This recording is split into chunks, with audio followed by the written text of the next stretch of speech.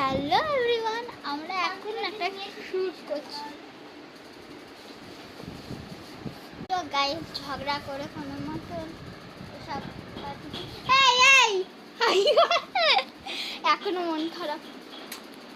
আচ্ছা নাও গাইস একটু টার্ন হোক।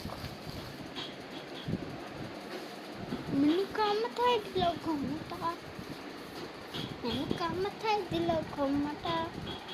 না আমার হয়ে গেছে গানটা। ব্যাস